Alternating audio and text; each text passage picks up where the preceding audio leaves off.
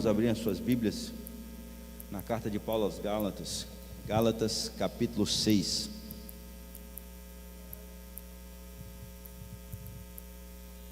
À medida que você encontrar, quero convidar você a se colocar de pé.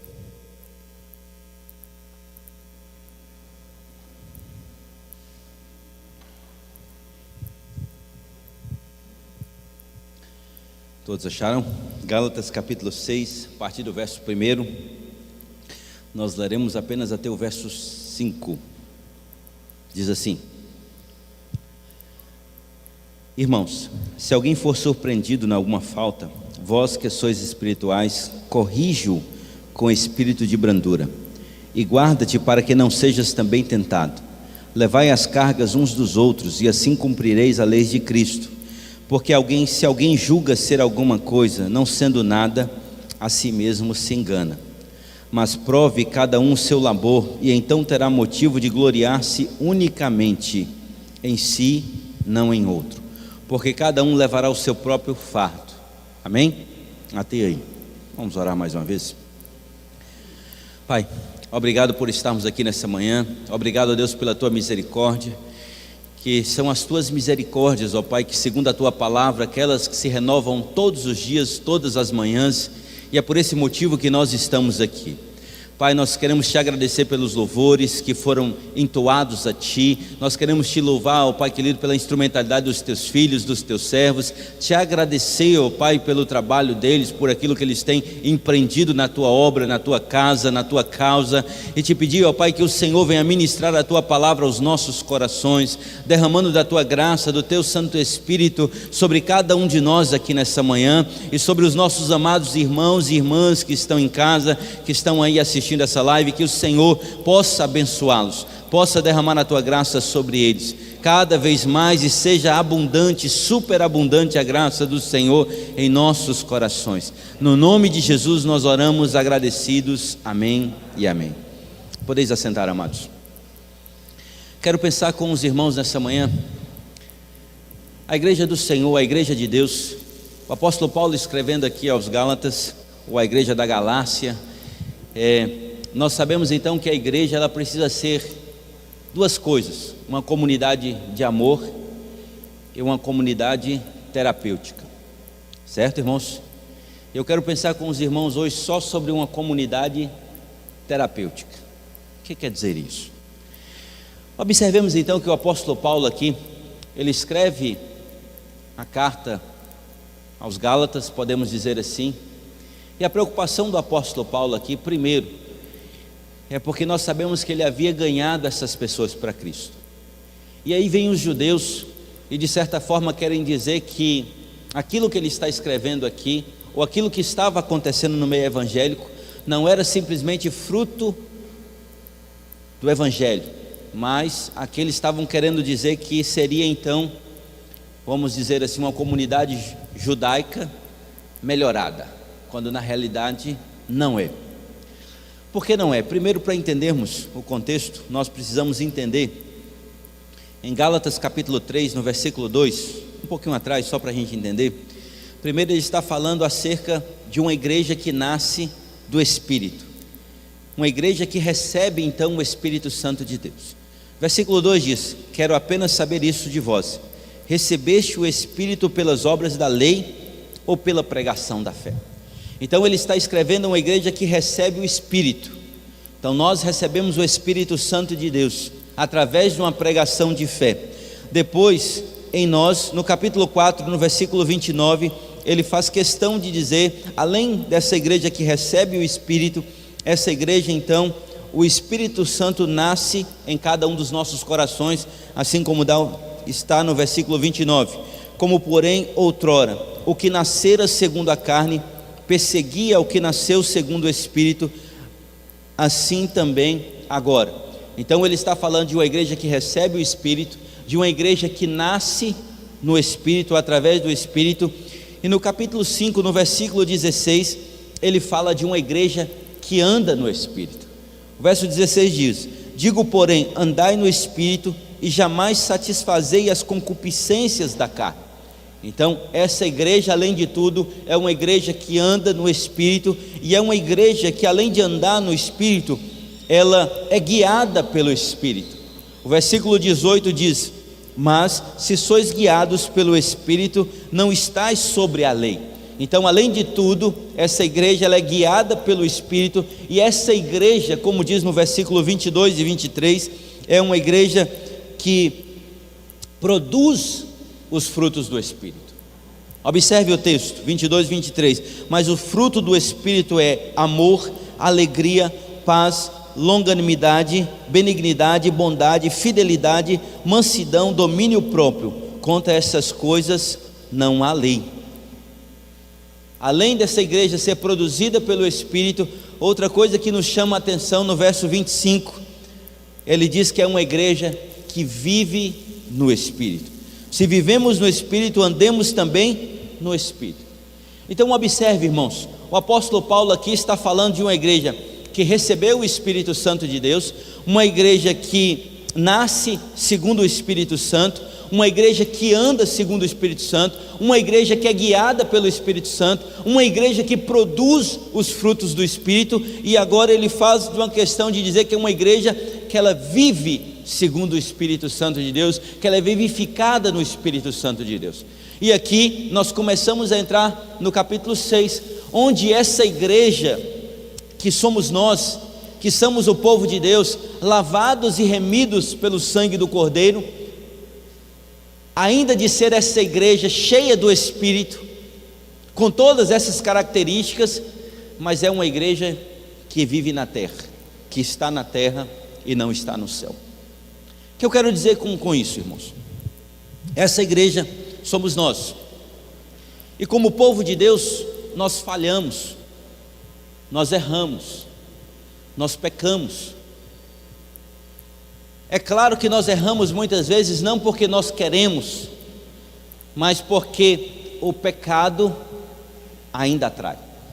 Nós sabemos que existem muitas pessoas que não vivem intensamente no Espírito, e por isso dão margem ao erro, dão margem ao pecado, dão margem então às consequências que vêm da carne e não do Espírito. E por isso que ele começa no versículo 1, ele dizendo: irmãos, se alguém for surpreendido em alguma falta. O que ele está dizendo? Irmãos, se alguém pecar, se alguém errar. Então ele começa então falando que pode haver entre nós queda, pode haver entre o povo de Deus tropeço, pode haver entre o povo de Deus armadilhas que o próprio diabo coloca diante de cada um de nós para tentar nos aprisionar, para tentar nos afastar da comunhão, para tentar nos colocar fora dos caminhos do Senhor. Então nós sabemos, irmãos, que nós somos livres então da condenação do pecado, porque a graça do Senhor, através do Espírito Santo de Deus, o Senhor vai nos salvar do poder do pecado. O Senhor nos salva da condenação do pecado, mas nós sabemos que nós estamos na terra, e por estarmos na terra, nós não estamos livres da presença do pecado.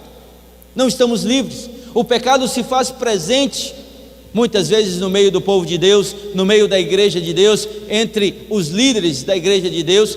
E eu acho interessante, o reverendo Hernando Dias Lopes, ele coloca que o pecado do líder é mais danoso do que qualquer outro pecado, porque nós pregamos contra o pecado. Imagine você pregar contra o pecado, uma igreja que prega contra o pecado, e agora uma igreja que está afundada no pecado. Nós como líderes, nós como povo de Deus, temos que tomar muito cuidado com o pecado, muito cuidado com as armadilhas do diabo, porque quando ele fala aqui, ele está escrevendo aqui, ele não está falando para aqueles irmãos, para aquela igreja que tem prazer no pecado. Ele está falando se houver uma queda. Uma queda quer dizer que não é algo planejado, não é um evento planejado. Uma queda não quer dizer que você pensou naquilo, que você idealizou aquilo, e que você constantemente vai estar errando, vai estar pecando, vai estar então caindo nos laços do diabo. Mas ele está falando de uma igreja aqui, de um povo aqui, que por consequências, ou por falta de observância da lei, ou por falta de se atentar àquilo que a palavra de Deus diz, acaba pecando, acaba errando. Então que nós possamos entender isso de uma forma muito tranquila, porque o texto diz: irmãos, se alguém for surpreendido em alguma falta. Então ele está dizendo, ei, aqui a primeira coisa que ele fala, se alguém cair, se alguém tropeçar. Então, se alguém for surpreendido, nós podemos perceber que ele diz: vós que sois espirituais, corrige-o com o espírito de brandura. Então ele está dizendo: ei, se alguém cair, a primeira coisa, o que a igreja deve fazer? Corrigir. É preciso haver confronto com aquilo que é espiritual, com aquilo que é carnal. Confronto, irmãos, porque nós sabemos que a igreja não pode compactuar com o erro, a igreja não pode ser complacente com o pecado. A igreja, ela precisa então nortear aos seus membros, aos seus irmãos, que é preciso estar alerta ao pecado, e esse pecado ele precisa ser corrigido, ele precisa ser confrontado. Uma igreja que ama é uma igreja que corrige. Uma igreja que ama é uma igreja que exorta, é uma igreja então que orienta os seus filhos quando estão com erros. O pai que não ama o filho não corrige, porque a Bíblia diz que o pai que ama o seu filho, ele disciplina até mesmo com a vara, ele corrige o seu filho. O autor de Hebreus, no capítulo 12, ele faz questão de dizer que o pai, se referindo ao contexto do mundo, corrige por pouco tempo, mas o nosso Deus corrige-nos para a eternidade. Então ele está dizendo que aqueles que forem surpreendidos em alguma falta, aqueles que caírem, aqueles que cometerem um deslize, aqueles que vierem a pecar, eles precisam ser confrontados. É preciso que tenha alguém que chegue aí: você pecou, você errou. Mas é só isso? Não. Esse confronto aqui, quando nós falamos desse confronto, primeiro ele diz o quê? E guarda-te para que também não sejas tentado. Aí ele faz questão de dizer que essa pessoa que corrige com espírito de brandura. Isso quer dizer o seguinte: nós devemos ser corrigidos por quem? Vós que sois espirituais. Ele está dizendo que existem pessoas que são separadas para isso, que são melhores do que os outros? Não é isso que diz o texto. Pelo contrário, ele quer dizer que toda a igreja, vós que sois espirituais, no sentido geral, todos nós devemos ser espirituais. Todos, não há exceção. Aqui ele não está jogando essa responsabilidade para o pastor da igreja. O pastor da igreja, ele é melhor, ele é diferente dos outros. Não é isso que o texto diz. Ele diz: vós que sois espirituais. Quem é espiritual? Todos nós precisamos ser espirituais. Todos nós precisamos viver segundo o Espírito, andar segundo o Espírito, ser guiados segundo o Espírito. Nós nascemos através do Espírito, nós recebemos o Espírito, como nós falamos aqui, Gálatas capítulo 3, verso 2, recebemos o Espírito. Gálatas capítulo 4, verso 25, nós nascemos do Espírito. Gálatas capítulo 5, versículo 16, ele faz questão de dizer pessoas que andam segundo o Espírito. Versículo 18, geradas pelo Espírito. Versículo 22 e 23, que produz o Espírito. E versículo 25, que vivem segundo o Espírito. Então ele está falando dessa igreja, ele está falando dessas pessoas que devem ser espirituais. Nós precisamos observar-nos muitas vezes, examinarmos a nós mesmos, observarmos a nossa conduta, porque ele faz questão de dizer que no versículo 2, versículo 1, no mesmo versículo 1 ele diz: ei, se alguém for surpreendido, como nós falamos, se alguém cair, vós que sois espirituais, corrige-o. Ou seja, tem que haver correção. E quem deve corrigir? Aqueles que são espirituais. Isso quer dizer que é uma classe específica na igreja? Não, ele está escrevendo a toda a igreja. Ele está dizendo que todos nós devemos estar aptos, que todos nós devemos ser espirituais. Amém, irmãos? É todos, não existe diferença entre pastor e ovelha nesse sentido. É claro que o pecado do líder é muito mais danoso do que o pecado de uma ovelha, mas nós precisamos entender que ele está falando de espiritualidade num contexto geral. Aí ele vai dizer: mas corrigir de que forma? Com brandura, com amor. Lembrem, a igreja é uma comunidade de amor e é uma comunidade terapêutica. Corrige com amor. É para ser corrigido com amor. O texto diz, ele faz questão de frisar, e guarda-te para que não sejas também tentado. Aqueles que corrigem com amor são aquelas pessoas que entendem que ele pode errar, que ele está sujeito ao erro, que ele está sujeito à queda, que ele está sujeito ao fracasso, que ele está sujeito aos tropeços, que ele está sujeito muitas vezes a tentações do próprio diabo, e ele pode vir a cair. Pessoas que pensam dessa forma entendem que precisam exortar em amor. Como eu exorto com amor, irmãos? Todas as vezes que eu for tratar com uma pessoa mais velha, eu preciso tratá-lo como se fosse meu pai. É assim que funciona. Será que você vai ser grosso com seu pai ou com sua mãe? Será que você vai apontar o dedo na cara do teu pai e vai dizer: você errou, você pecou, você é irresponsável? Será que você tem essa coragem de falar assim com seu pai? Mas por que às vezes nós achamos que nós somos superiores aos nossos irmãos e queremos apontar o dedo na cara dele e dizer: você errou, você está em pecado? Eu preciso ter então esse amor, porque a igreja é uma comunidade de amor. A igreja precisa viver em amor, a igreja precisa viver em santidade. A igreja não pode ser uma igreja que viva de qualquer jeito, de qualquer forma, porque o nosso Cristo é amor, a essência da igreja é amor, a essência do Pai é o amor. Mas às vezes nós estamos preocupados com tantas outras coisas, mas esquecemos daquilo que é mais importante, que é o amor entre os irmãos. Então eu preciso corrigir uma pessoa mais velha como eu estivesse falando com o meu pai. Eu preciso tratar um irmão ou uma irmã como se eu estivesse tratando com minha própria irmã de sangue, com respeito, com educação, com carinho. Então ele está nos ensinando aqui a tratar uns com os outros, a curarmos as feridas uns dos outros. Pior coisa, irmãos, é uma família doente, é uma igreja doente. A pior coisa que tem é uma família onde os irmãos não conversam, onde irmãos estão de mal um com o outro, onde pai, às vezes marido e mulher estão de mal um com o outro, onde há rixas dentro de casa, onde um quer ser melhor do que o outro, onde um quer ser superior ao outro. E eu fico pensando que isso acontece também na igreja de Cristo, na igreja pura, na igreja santa do Senhor, acontecem problemas. Pessoas então, irmãos, que atuam junto, que trabalham junto às vezes e não se falam, não se entendem.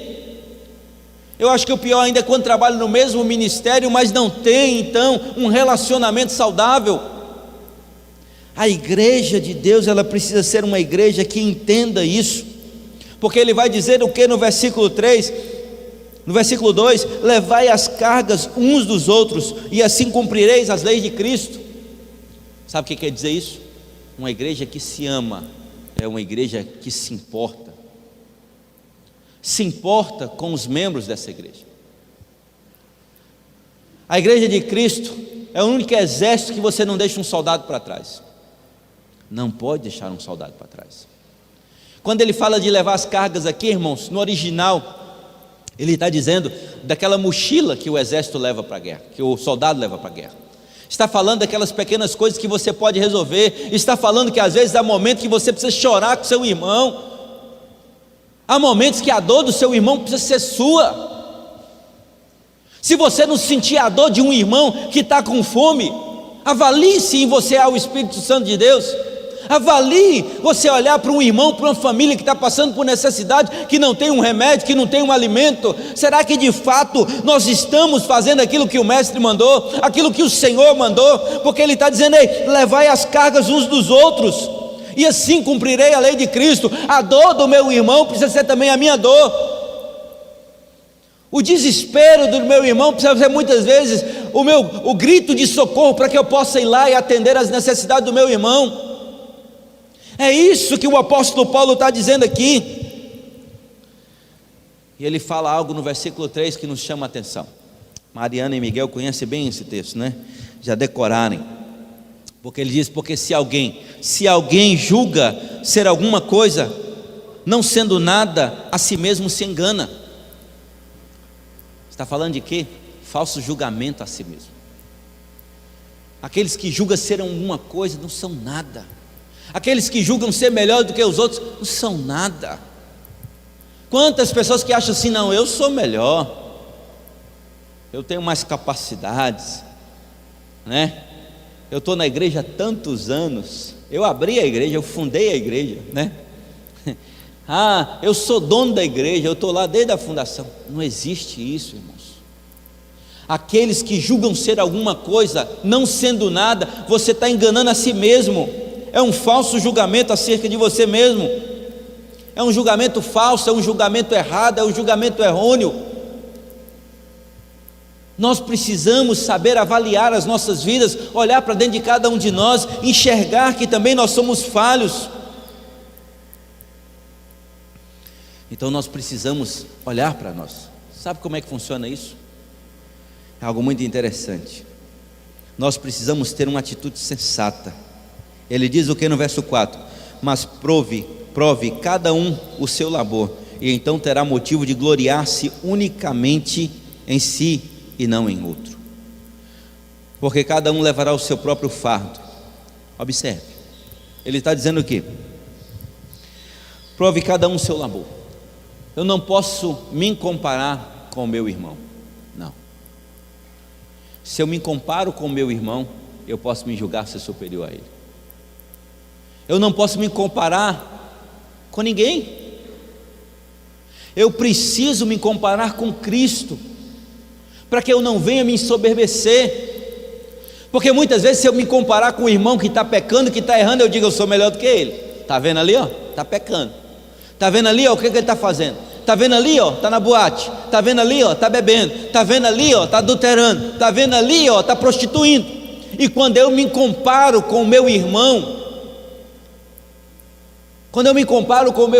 automaticamente eu estou me vangloriando, porque eu julgo o meu irmão está no erro e eu estou bem. Eu sou espiritual, eu sou um super espiritual, eu sou um super crente, e na realidade eu estou fazendo o quê? Um falso julgamento a meu respeito. A nossa comparação deve ser com o Mestre, a nossa comparação deve ser com o Senhor. Nós devemos querer ser iguais a Cristo, semelhantes a Cristo, e não semelhante ao homem. Eu não posso me comparar com um homem fraco, frágil, errante. Não posso me comparar. Eu preciso me avaliar como igreja, como uma igreja do Senhor, como o povo do Senhor, o povo santo que Ele diz na sua palavra, um povo que foi chamado pelo Senhor, um povo separado pelo Senhor, o sacerdócio real, o povo santo, um povo de propriedade exclusiva de Deus. E agora eu vou me comparar com um homem que é falho, que é fraco, que é pecador, que é errante? Eu, como uma igreja, como uma comunidade terapêutica, eu preciso ser sensato, irmãos. É isso que o apóstolo Paulo está dizendo aqui. Prove cada um o seu labor, e então terá motivo de gloriar-se unicamente em si. Você precisa comparar você com quem? Não é com o outro. Olhe para você, olhe para a sua vida, olhe, assim como diz o texto sagrado, olhe a trave que está no teu olho e não fique observando a vida do irmão. É isso que o texto está dizendo, quando ele diz, ei, há uma responsabilidade aqui pessoal. Versículo 5. Às vezes nós podemos achar que ele está entrando em contradição, no verso 2, porque ele diz, ei, levai as cargas uns dos outros, e aqui ele diz o que? Cada um levará o seu próprio fardo. No original, essa palavra fardo aqui, carga, ela tem uma conotação diferente. Como eu falei, levai as cargas quer dizer aquela bolsa, quer dizer as dificuldades, quer dizer os problemas pequenos, algo que você pode ajudar o seu irmão a resolver. Mas quando se trata de fardo, está dizendo que você tem uma responsabilidade sua, pessoal, com a sua vida, pessoal com você mesmo, com aquilo que você faz. Nós precisamos carregar a nossa própria cruz. Nós precisamos entender que tem coisas na nossa vida que não compete a ninguém, mas compete única e exclusivamente a você. Aquilo que compete a você, você precisa fazer. Você precisa se policiar. É isso que o apóstolo Paulo está dizendo aqui. Essa igreja, ela precisa ser uma comunidade terapêutica. Ela precisa ajudar uns aos outros.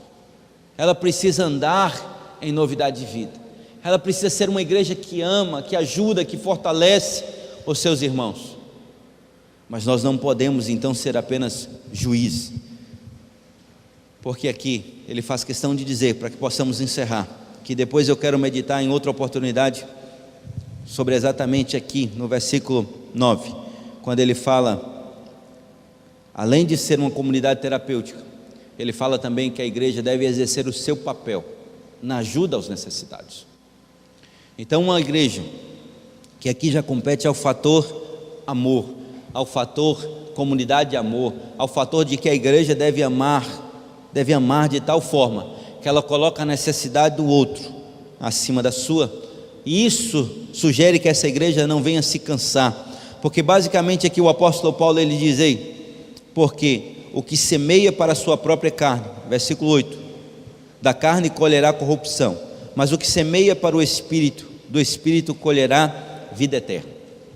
Para finalizarmos, irmãos, nessa manhã, aqui ele fala de duas semeadoras. Ele fala daquele que semeia na carne e daquele que semeia no Espírito. Só existem essas duas semeadoras. A palavra do Senhor lá em Gálatas 5, como nós conhecemos, fala que aqueles que semeiam da carne e da carne colherão, como diz na palavra, colherão corrupção, colherão pecado, colherão problemas, colherão tantas coisas que vêm da carne, brigas, contendas, murmurações, aquilo que vem da carne. Mas nós sabemos que aqueles que plantam das coisas espirituais colherão as coisas espirituais. Não tem como aquele que semeia na carne colher daquilo que o outro semeou no Espírito. Não tem como, da mesma forma, aquele que semeia no Espírito colher coisas da carne. Não tem como. A lei é clara, é a lei da semeadura. Você colhe aquilo que você planta. É impossível plantar uma coisa e colher outra. Porque às vezes se tem irmão que está dizendo assim, não pastor, eu estou semeando no Espírito, mas só estou colhendo coisas da carne. Não, está errado, irmão. Você pode ter certeza que você está colhendo as coisas que você tem plantado. Porque às vezes você fala assim, não, mas há uma perseguição contra mim. Será que você não tem falado mal da vida dos outros? Será que você não tem intrometido naquilo que não é de sua responsabilidade? Porque quando nós pensamos nessa colheita, nós dizemos, não, mas há perseguição, há problemas. Não, porque ele diz assim, o apóstolo Paulo, lá no capítulo 5, em Gálatas capítulo 5, digo, porém, andai no Espírito e jamais satisfareis a concupiscência da carne, porque a carne milita contra o Espírito contra a carne, porque são opostos entre si, para que não façais o que porventura seja do vosso querer. Nós precisamos entender isso, porque as obras da carne são conhecidas e são, ele diz, prostituição, impureza, lascívia, idolatria, feitiçarias, inimizades, porfias, ciúmes, iras, discórdias, dissensões, facções, invejas, bebedices, glutonarias e coisas semelhantes a estas. Então aqueles que estão colhendo isso, com certeza não estão semeando no Espírito. É impossível, irmãos. É impossível. E da mesma forma, aqueles que querem colher das coisas espirituais, os frutos do Espírito, quando ele faz questão de dizer o fruto do Espírito é amor, verso 22, alegria, paz, longanimidade, benignidade, bondade, fidelidade, mansidão, domínio próprio. Contra essas coisas não há lei, são aqueles que estão semeando no Espírito. Amém? Nessa manhã eu quero ser bem simples. O que nós temos semeado? O que nós temos semeado como igreja de Deus, como povo de Deus? Será que muitas vezes nós estamos nos achando superior aos outros? A Bíblia diz o quê? Se porventura alguém for surpreendido, o apóstolo Paulo, em alguma coisa, nós devemos corrigir. Nós não se refere ao pastor, mas aqueles que são espirituais. E quem são aqueles que são espirituais? São aqueles que, como diz o texto, receberam o Espírito, nasceram do Espírito, são guiados do Espírito, produzem frutos do Espírito e vivem no Espírito. É simples. Então é isso que o texto está dizendo. Ele está dizendo também o que? No verso 3, que se alguém julga ser alguma coisa não sendo nada, auto-engano. Então você não pode julgar ser alguma coisa se nós não somos nada. Nós não somos melhores do que os outros, porque quando eu olho para um irmão faltoso, eu digo, não, eu sou melhor do que ele. Mas eu não posso olhar para um irmão que erra. Eu preciso olhar, a minha referência é Cristo, porque quando eu olho para Cristo, eu vejo o quanto imperfeito eu sou. É isso que o texto está dizendo. E diz ainda que nós devemos ter as nossas responsabilidades pessoais. Eu preciso ajudar o meu irmão, mas eu preciso entender que há obrigações que eu mesmo tenho que fazer. Eu não posso mandar outro. Tem responsabilidades, os fardos, os mais pesados, são meus. A cruz quem tem que levar sou eu. Ele diz, tome cada um a sua cruz e siga-me. A cruz é nossa, é o fardo, é o peso. Mas a Bíblia diz lá em Mateus capítulo 11, ele diz o quê? Que nós devemos lançar esse fardo sobre Cristo e recebermos dele um fardo suave, um fardo leve. Mas nós precisamos ajudar aqueles irmãos que estão necessitados, uns a carregarem os fardos uns dos outros. Amém? Então, se você estiver compromissado em fazer isso, você com certeza tem semeado no Espírito. Mas se muitas vezes você olha para o seu irmão e já quer condená-lo pelo seu erro, você precisa ver onde você tem semeado. Então nós só colhemos aquilo que plantamos. Só existem duas semeaduras aqui, a Bíblia é clara: ou semeamos para o Espírito, ou semeamos para a carne. Em qual delas você tem semeado? Pare, pense e avalie a sua vida, examine a si mesmo, porque a igreja ela precisa ser uma comunidade terapêutica. A igreja ela precisa gerar cura nos irmãos. A igreja ela não pode ser aquela igreja que coloca o dedo na ferida e machuca o irmão. A igreja ela precisa produzir cura. A igreja precisa produzir uma cura santa, perfeita, precisa curar. E muitas vezes tem tantos membros de igreja que estão doentes porque foram machucados por alguém, decepcionados por alguém que está doente, que não está vivendo, não está semeando no Espírito, mas está semeando na carne. Então se você está assim, meu amado, minha amada, pare e pense aquilo que Deus pode fazer por você. Vamos colocar em pé, vamos orar. Vamos agradecer ao Senhor por estarmos aqui na casa do Senhor nessa manhã. E eu quero convidar todos os irmãos, você que está em casa, está aí sentado no sofá, colocando aí a panela de feijão no fogo, né Vinícius? Colocando a carne para cozinhar, venha para o culto de hoje à noite, venha para a ceia do Senhor, vamos cear junto, vamos estar junto, a partir das 18 horas, então venha para a casa do Pai. E, como diz o texto sagrado, é preciso fazer um autoexame, precisamos examinar a nós mesmos, nós precisamos ser agentes de transformação, de mudança na vida das pessoas, positivas, e não as pessoas olharem para nós como se nos achassem superior, porque de fato nós não somos. Santo Deus, Pai querido, obrigado, ó Pai, por mais essa manhã aqui na Tua presença, na Tua casa. Obrigado, ó Pai, por tudo aquilo que ouvimos da Tua santa palavra.